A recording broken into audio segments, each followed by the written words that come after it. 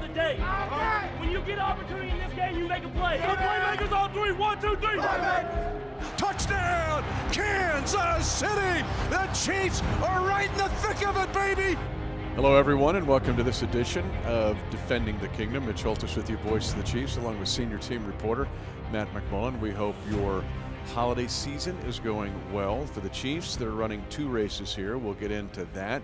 In this episode, we'll call perspective, persistence, and protection, which to me are the 3 necessary items of this game against the Houston Texans. But before we do that, Matt, it is now Defending the Kingdom tradition that we get in Santa's sleigh and travel around the world. Yeah, I like that. That's a good transition here. We have 7 today. Yeah, Santa wears red, by the way. He was a Chiefs fan, has been all along. There you go. Chiefs Kingdom, 7 today. North Pole. Yeah, 7 today. We've had people that have reported from pretty close to the North Pole, like northern Canada, before. Yeah. So it makes sense. But yeah, we have 7 today in honor of Harrison Butker. Sure. Why not? Why not? Why not? Love well, it. Hopefully a lot of extra points this weekend. How or about maybe, that? Yeah, or 7 consecutive AFC West titles. Even better. That's agreed. Which would be, if the Chiefs win this game, they will win 7 consecutive AFC West titles. Second in NFL history in division dominance, only behind the Patriot run of the 2000s. And that's what's nice about this playoff scenario is we don't have to say so-and-so has to lose. Like last week, we have to win, Chargers lose. If we win this week, we lock up a 7th consecutive AFC West title. Yeah, there's no matrix. There's just a box to check. Just one thing. You win, and you're in. So anyway, let's go around the world. We have Jay in Fort Lauderdale. Perry, he's a Marine Corps veteran, and he's listening from Dumaguete, Philippines. So Dumaguete, Philippines. He calls it Chiefs Kingdom on the Philippine Sea. We have a lot of listeners in the Philippines, like a lot. Yeah, it's pretty cool. Maybe that's where our show will go, on the road to the Philippines. Big budget item, but after we go to like Eastern Europe, because we had to go there too. Yep. So yeah, get the budget out there. Yeah, Moldova and then the Philippines. Yeah. Is that CapEx or is that operational? We'll figure it out. Right. We've got Wyatt in Los Angeles. Larry is in Bakerton, Pennsylvania. I think we heard from Larry last week. Mike is in Minnetrista, Minnesota, just outside Minneapolis. A lot of minis in that sentence. He grew up in Kansas City in a neighborhood with several players, and when he was a kid, he used to play catch with Len Dawson on Cherry Street. So pretty cool. Wow. Yeah, imagine those memories. Yeah, I'm imagining that on the farm. He's actually getting to do it. Yeah. Yeah, very cool. Yeah. Then Morgan wanted to shout out their dad, who was a Navy Seabee for 13 years. He passed away in 2017, but thanks to you, Morgan, and your family for your sacrifice and everything that you gave to our country. And then lastly, this is a fun one. So I'm hesitant to say his name. I know his name. I don't know if I should say it, but a Broncos employee on Sunday saw me walking around the concourse like super early and said that he's a Chiefs fan. Better keep this anonymous. Yeah, he's a Chiefs fan, listens to DTK every week. He had listened to that morning, but he was obviously in blue. He's like, I have to wear this, but he's a Chiefs fan. But he works for the Broncos. Works for the Broncos, yeah. I know his name. I'm just hesitant to out him here, but anyway, we know who you are. Yeah, don't give out his name. We got to keep him right there. Yeah, undercover. We play them again here. We sure do. In a couple of weeks, so he's valuable. Yeah, so, that's all I got. Pretty good. We appreciate all of those in the espionage business for the Chiefs Kingdom. So anyway, this edition of the Defending the Kingdom, again, with perspective and persistence and protection, which I see are the necessary items going into this Houston Texan game. So you and I both work at night, and I'm working late at night just a couple nights ago. And it's like sometimes like the Lord will stop my heart, just stops it. I'm working, I'm furious, and then it just goes, Houston Texans, worst record in the NFL at 1-11-1.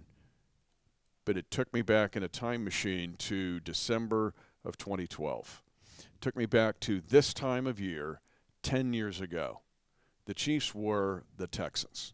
The Chiefs were the team that was at the bottom of the National Football League. But even more than that, there was a deeper kind of, it was rough workplace environment. We had Javon Belcher, the murder-suicide, a couple weeks before that, and it's like this can't get any lower than this. So I became somewhat empathetic, sympathetic, but mostly I became reflective, Matt, of how far this team has come. And then it turned into a heart of gratitude and appreciation. When you think of 10 consecutive winning seasons, 9 10-win seasons of those 10 8 consecutive 10-win seasons, second in NFL history, with Andy Reid doing it here in the Chiefs Kingdom. He didn't do it in Philadelphia. He didn't do it in Green Bay. He didn't do it at San Francisco State. He did it here with the Chiefs Kingdom to win 8 consecutive years of 10-plus games or more, a Super Bowl championship, win this week 7 division titles in a row, 4 AFC championship games. It just kept coming on and on and on. But the Chiefs were where the Texans were 10 years ago at this time. Yeah, I think that's a great comparison. That reflection time for me is always when I walk my dog. When I get home, I take my dog. Yep, Pippin. Yeah, Pippin, who made her TV debut with you last week. This is really funny. This is a total side story, but Mitch was doing a PSA for a dog rescue league, right, in Iowa, and asked if my dog Pippin could come in and do it with him, and I got to do it with you, and Pip did a great job. She was in studio. It was amazing. My wife and my mom are over the moon about it. But for you Kingdom defenders in Iowa, be on the lookout for it. Yeah. You'll see it in the Des Moines area and throughout the state. But, yes, the Iowa Animal Rescue League, and Pip's a rescue dog. Yeah, she is a rescue dog. So she's advocating for fellow rescue dogs. But that's my reflection time is when I take my dog on a walk when I get home. We go on like a 1 or 2 mile walk. And I've been thinking about the same thing, honestly, especially when we have this division almost locked up here, just one more win, as we mentioned, and we'll lock up a 7th consecutive division title.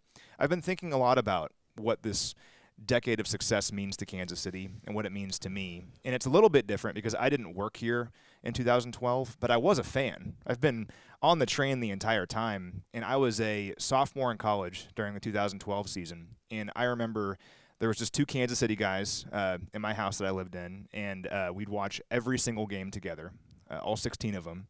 Only 2 wins, right? Didn't have a lead until week 10, I think, because one of those wins was a walk-off. Without a lead, yeah. Try to win a game without a lead. Yeah. Chiefs did that year. And it was hard. I remember my friends who were fans of other teams, to make fun of me, would send me the power rankings each week, and the Chiefs were always number 32.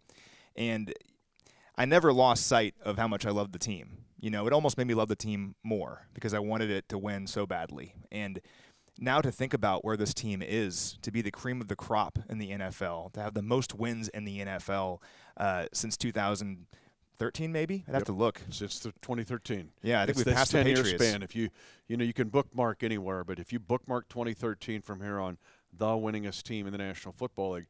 And if you look at the other teams on that list, many of those this year are in peril of not making the playoffs or have not continued that winning. So there's your point. Like New England and Seattle, like teams that had a stretch of success, but nothing like ours now. Yeah. To make the playoffs all these years in a row, to have all these 10-win seasons in a row, and to have a winning season every year since 2013. I think back to the 2012 season and how badly I just wanted to be competitive. I just wanted to wake up on Sunday and be like, we have a chance here today. And the beauty of this team, there's going to be ups and downs. You cannot win every game. It just doesn't happen. But every single time I wake up, I know the Chiefs have a chance that day. And that's all you can ask for as a sports fan. That's what Clark Hunt and Coach Reed and Patrick Mahomes and all the players that have come along in this stretch have delivered for us. And it's just a wonderful time to be a Chiefs fan. We can't take this for granted. So I think that perspective is so important.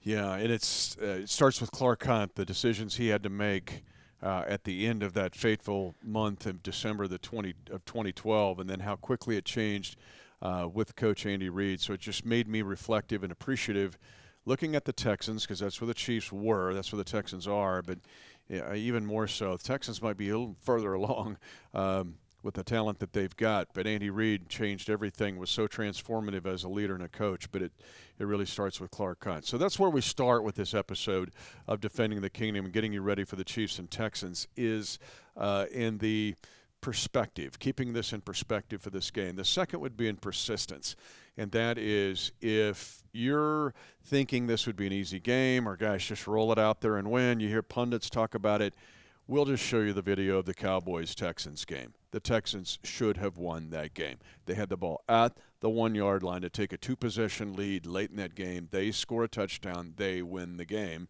And we talk about it week by week by week. But the margin in this league is the slimmest that has been since 1932. And so any game is right there, even though the Texans are 1-11-1. Yeah, one thing I really don't like is when we go to a visiting city of a team that's not playing very well, and the employees of that team, like the attendants in the elevator or just random people that we see around, are like, oh, man, it's going to be a bad one for us today, you know? And I get kind of a sinking feeling whenever they say those things, and I don't like when the national media looks at the matchup just on the surface and says, oh, this should be a 5-touchdown victory, you know, because you're totally right. The margin in the NFL is so slim. All of these guys are paid. These are all professionals. Every player on every team is a legend where they are from. So even though a team might be 1-11-1 like the Texans and the Chiefs are 10-3, the reality is the difference between the worst team in the NFL and the best team is the ball bouncing a few different directions. It's a few different plays. It's a guy being a half-second faster maybe on a certain play. It really is that slim. And the Texans have had a lot of bad luck this year. They're going through kind of a rebuild phase right now, and the Chiefs are not. The Chiefs are in a win-now window, but it's imperative that the Chiefs attack every single game and take care of business like they're playing the Super Bowl, right? And the good thing about this team is I think they have that mentality. If they didn't, they wouldn't have won against Denver last week because things would have unraveled. They still kept their focus and won that game despite Denver's rally. But I think that in a lot of ways, because of how that game went, the Chiefs will attack this game with a similar mindset of finishing it all the way through. Yeah, this may go back to kind of the perspective part, but the fact that we have the best quarterback that's ever played in the NFL through 76 starts, and looking at what Travis Kelce's done, the best tight end, helps you in this instance. So that's where the perception kind of goes into a little perspective, I should say, and a little bit to the persistence. But let's talk about the two races the Chiefs are running here simultaneously. Now, I love cross-country runners. I just have a great appreciation for them. I don't know if you've ever gone to a cross-country meet. I ran it in high school. Okay. I wasn't very good. You just went up a notch for the Blue Valley North Mustangs. Sure did, yeah. Oh, my gosh. You were a Harrier for the Blue Valley North Mustangs. So I love cross-country. But then you see that, like running through the woods, elbowing everybody, and you know, where are they out there? And then they pop out of the clouds to then the outdoor track season. Let's just take collegiate 10,000-meter runs. They don't run those in high school. Or the other race that I'm fascinated in is like the, 3,200-meter steeplechase, where you got to jump over the big hurdle and then the water's there. And the Chiefs are running two races here. They're running the 10,000-meter run, which is the race for the 1 seed in the AFC, which when you think about how good the AFC is and where the slotting could be, it's not just the bye, but where you'll be slotted, what you have to do to get to what the promised land. And then, two, it's like they're running this other race. They're running the steeplechase to win the division, which they could cross the finish line in that race this week. But still, running these two races gives you the idea of being persistent and staying on it week by week and treating every week and every opponent in a separate case in and of themselves. Yeah, we're getting to that point in the year where we can start kind of looking at this, and it's really taking shape. So I'll just run through it right now. As of this recording, so prior to Saturday's games, right now the Bills have the 1 seed. They're 10-3. The Chiefs are at number 2, also 10-3, but the Bills obviously have the tiebreaker over the Chiefs. The Ravens are in the 3 seed right now at 9-4, but the Lamar Jackson situation is interesting. I don't know if they're going to be able to maintain that spot as of now. We'll see. And Huntley may not play, like the backups hurt. So. Yeah, they're going through some stuff right now. The Titans are the 4 seed right now at 7-6, so there's a bit of a drop-off there in terms of the division records. The Bengals are the 5 at 9-4, so it's very possible the Bengals could jump the Ravens here by the end of all of this. The Dolphins are 8-5; they're hanging on right now, and then the Patriots at the moment are the 7 seed at 7-6. And then there's 2 teams, the Chargers and the Jets, who are also 7-6 because of tiebreakers. They're on the outside looking in. But over these last several games, these teams are fighting for these final spots. Now the good news for the Chiefs is they've had a great year, right? We're not really worried about not making the playoffs, but that seeding is very important in terms of who you're going to play and what teams do you have to go through to get to the Super Bowl. And obviously, if you get the 1 seed, you have home field advantage throughout the playoffs.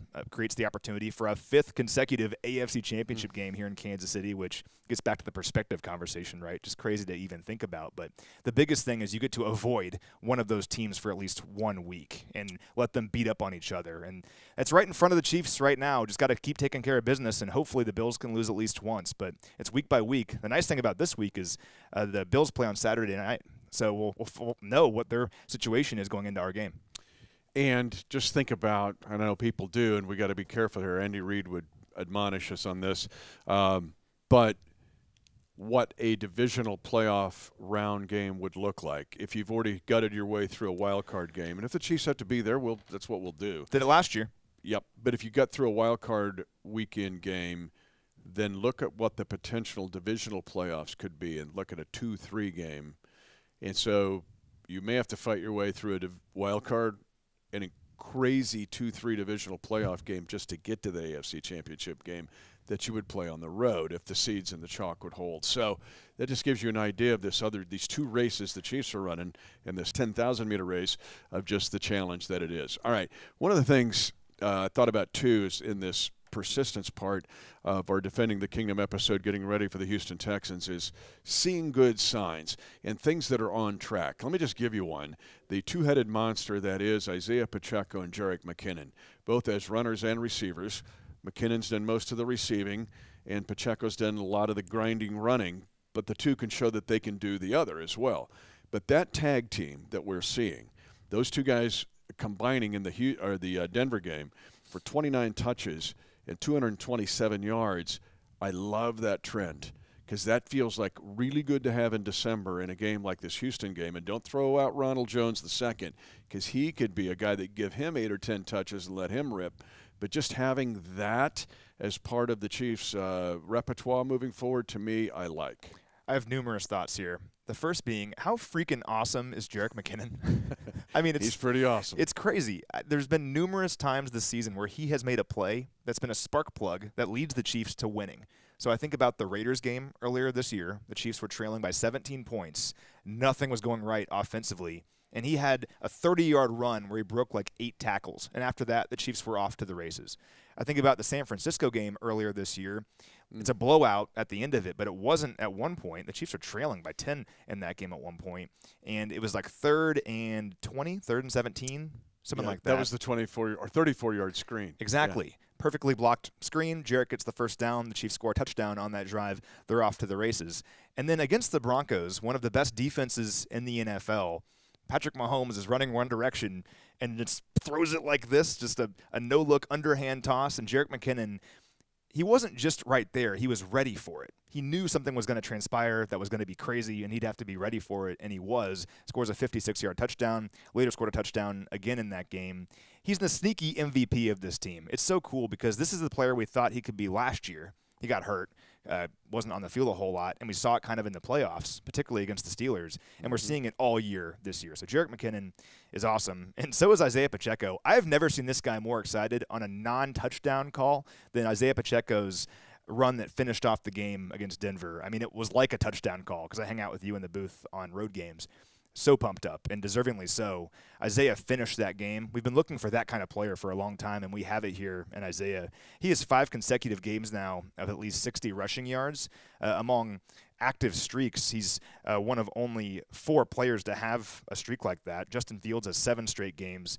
Then Josh Jacobs has 6, I believe, and Jonathan Taylor also has 5. That's some pretty good company for Isaiah Pacheco. So let's keep that rolling here against the Texans' run defense that's been the worst in the NFL so far this season. Yeah, one of these episodes we'll have favorite plays of 2022, and I'll just give you a couple. With the 99-yard Jalen Watson pick 6 against the Chargers, but the Pacheco run on 2nd and 10 for 11 yards. Because you were there. I was going through the computations, meaning that if the Chiefs could burn up 1 minute and 28 seconds, the Broncos would get the ball back with roughly 30 to 32 seconds. Don't have to worry about it. Put the computation down because Isaiah Pacheco took care of it. Coach and I talked about it on the Chiefs Kingdom show Monday night, and he was, you could tell he felt the same way we felt about it. But what it does long term is Coach knows, the whole team knows, the opponent knows. When you're in the 4-minute offense, when you're in 2nd down and long, this could be a Pacheco run. And it doesn't have to be perfectly blocked. That was well blocked, but well blocked for about a 5-yard run. The other 6 yards were Isaiah Pacheco. Yeah. And blowing through Kareem Jackson, who's really good, and Justin Simmons, who's really, really good, and then took 21, DeMonte, whatever his name is, we'll see him in a couple weeks, but blew him off. Like, it was, I went slightly nuts on it because forget about it. Game's over, and Pacheco just said, it's my game. And to do it on 2nd down, like it would be one thing if he got like 5 yards there. Then, all right, it's 3rd and 5 or 3rd and 4. No, he got it on 2nd down. He just took care of it right then and there and ended the game. It was awesome. That's the mentality you want to have, and you're so right. If he can keep doing this And even moving forward into future seasons, if he can be this kind of player, all of a sudden, if you're the defense, you have to respect it. You have to know that he can do it. Just having the bodies in the box isn't going to be enough to stop him, right? If he's going to run this way with this attitude that he has, and then that opens things up in the play-action passing game. So it's a very exciting prospect here, seeing Isaiah Pacheco growing into this kind of player. And Coach got a real nice hand slap from Pacheco, who's obviously fired up coming off the field. And Coach, I was watching his coach gave him this big old hand slap, and it was like, whoa, like shaking hands with Adrian Peterson back in the day. Like, I look for a fist pump the next time this happens. Yeah, I think you're right. From Coach. The other thing that's trending here is in being persistent in trying to take care of the Houston Texans is the fact that the Chiefs now are top 4 in the league in sacks. They pile up to 6 last week, but now you're going against a team that their tackles are good. Laramie Tunsil's good, and Tyus Howard's good, although they struggle with false starts. Those two are tied for the lead in false starts with 5. They're both number 1 in the league. Too bad this game's not at GEHA Field at Arrowhead Stadium, or I'd have a target on both those guys. But the tackles are good. The inside guys have struggled, but you would have a chance, I think, to put pressure on. Let's get into the two-headed monster here a little bit as we look at the Texans, but the ability to get pressure. And the fact that the Chiefs now are in the top 10 in franchise history with the number of sacks that they have this season, and they're in the top 4 of the NFL. Yeah, the pass rush, it wasn't what we know it can be against the Bengals. We talked about that all week after the Bengals game, just 1 sack on Joe Burrow. Got their mojo back a little bit against the Broncos with 6 sacks in that game, and everyone was contributing. Right, so hopefully we can see that here against the Texans. The Cowboys surprisingly didn't get a lot of pressure on the Texans last week, so hopefully the Chiefs can do that here in this game. The Texans are an interesting offensive study, though, because they're kind of throwing stuff at the wall and seeing what works. I mean, it's the 30th scoring offense in the NFL. They're only averaging 16.2 points per game. But the reason the Cowboys were so off balance last week is they didn't know who the quarterback was going to be. They ran a true 2-quarterback system with Davis Mills and Jeff Driscoll. Until that point, Driscoll, early in the season, had been used exclusively as like a wildcat kind of quarterback. But he was kind of like a Taysom Hill in this game. Like, he could run, but he could also throw. He had a 28-yard touchdown pass to Amari Rodgers in that game. And then Davis Mills is their normal pocket passer. He was benched earlier this year for Kyle Allen. Now he's back, and he's a pretty good player. We've seen what he can do. So the Cowboys really didn't know what to expect. I think they were really caught off guard by that. Now, the interesting thing is Driscoll has used all of his practice squad call-ups now. So if they want to add him back to the roster, they have to. They did. They just did. Yep. They've added Jeff Driscoll to their 53. Well, there you go. So if you're the Chiefs going into this game, I think it's reasonable to expect that you're going to see both of these guys. The benefit for the Chiefs is that they did it last week. The Texans did. So now we kind of can expect it. The Cowboys were like, what are you doing? But at least the Chiefs know what to expect here with both of these guys.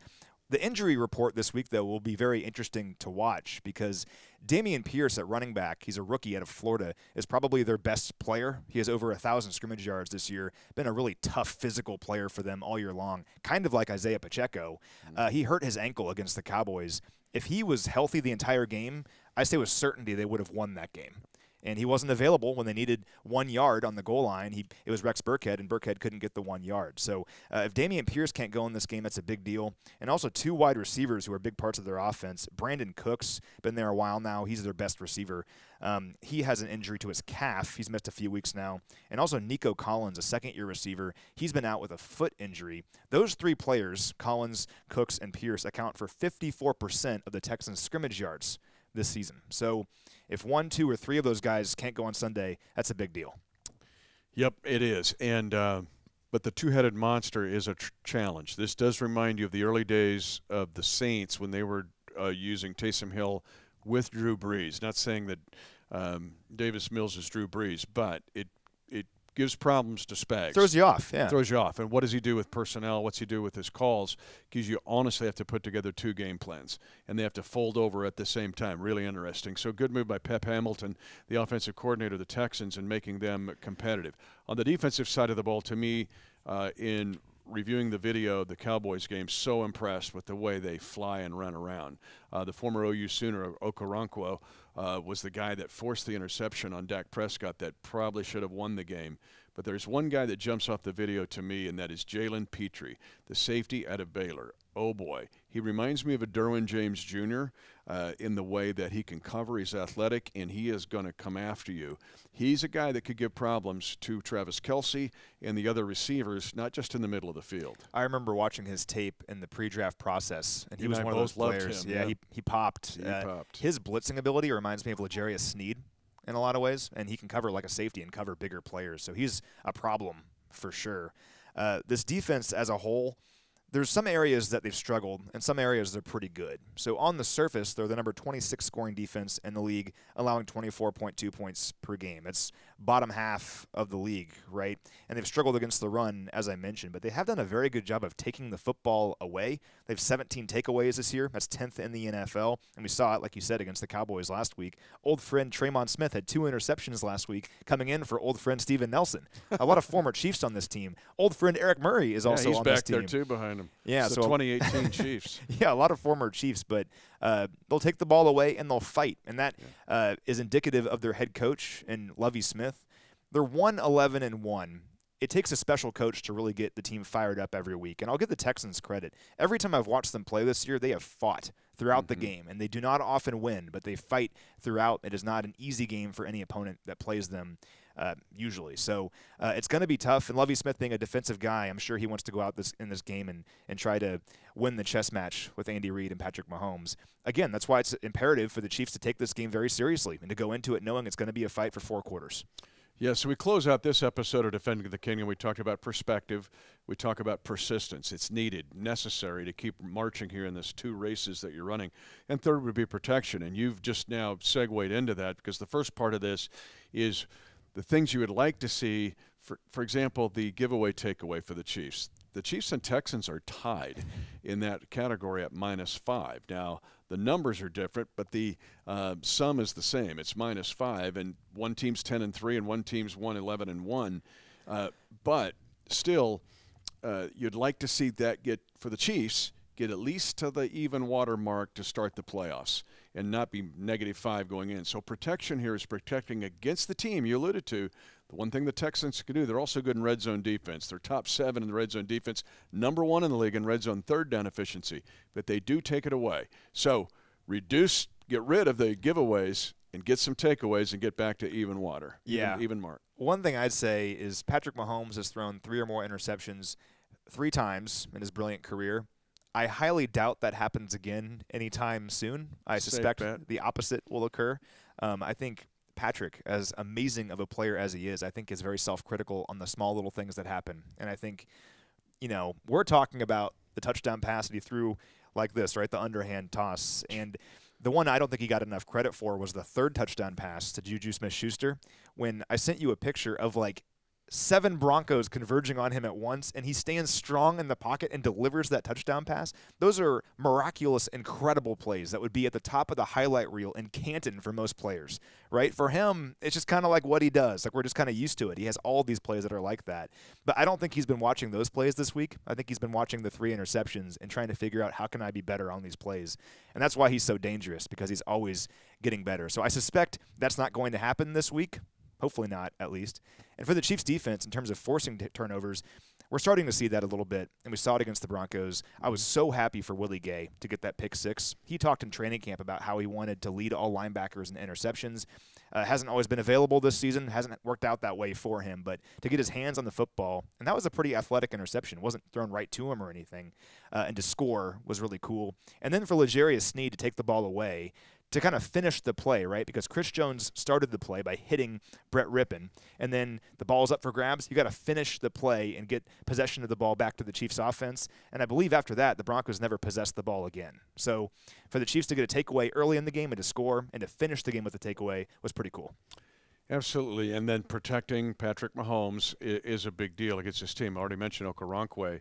But another kind of fun one is Malik Collins. Not so fun if you're playing him. Malik Collins, we've seen him against the Chiefs different ways, but he's a center high school Yellow Jacket from Kansas City. Wow. Yep, he was a great high school wrestler, undefeated for center high at 48-0 as a high school wrestler, played at Nebraska. He's playing very good football in the middle of that defense for the Texans. And then the other fun thing as we close is Andy Heck. He's the Chiefs offensive line coach.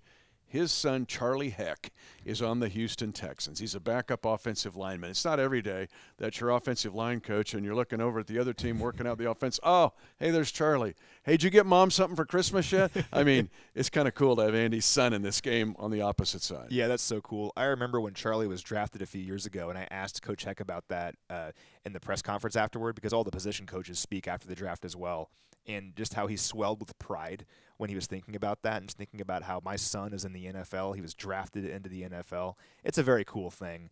We get so locked into, you know, winning every week and how important this team is to us, and winning is all that matters, right? But at the end of the day, these are people with families and lives, and it's very cool that Coach Heck gets to compete here against Charlie on Sunday. Because hopefully Charlie's the one who's on the losing end of this one. Yeah. I hope Charlie has a great career, but this game in particular, this one's going to go to Dad, hopefully. Yeah, do it for Dad here, Charlie. So you don't get a son playing on the other side every day. You don't get a center yellow jacket undefeated in wrestling playing on the other side every day. You don't get the 2018 Chiefs defensive alumni weekend every day.